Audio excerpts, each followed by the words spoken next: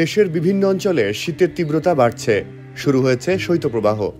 বিশেষ করে উত্তরাঞ্চল সহ দেশের অধিকাংশ এলাকায় আগামী এক সপ্তাহে শীত আরও তীব্র হতে পারে, জানাচ্ছে আবহাওয়া অধিদপ্তর।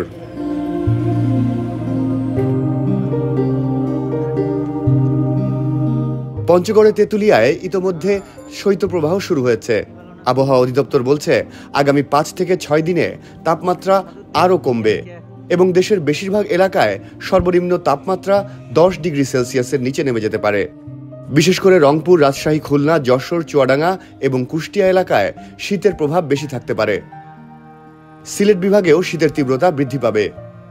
পশ্চিমা লঘুচাপের প্রভাবে ভারতের হিমালয় অঞ্চল থেকে ঠান্ডা বাতাস বাংলাদেশে প্রবাহিত হতে শুরু করেছে। এই বাতাসের কারণে শীতের তীব্রতা ও কুয়াশার পরিমাণ বাড়বে। আবহাওয়া অধিদপ্তর জানিয়েছে, 14 জানুয়ারি পর্যন্ত শীত এবং কুয়াশা অব্যাহত থাকতে পারে। এদিকে রাজধানী ঢাকা সহ অন্যান্য শহরগুলোতে গত কয়েকদিন তাপমাত্রা 1 থেকে 2 ডিগ্রি সেলসিয়াস বেড়েছে। তবে কুয়াশার কারণে দিনের বেলা সূর্যের দেখা মেলেনি, তাই শীতের অনুভূতি আরও তীব্র হয়েছে।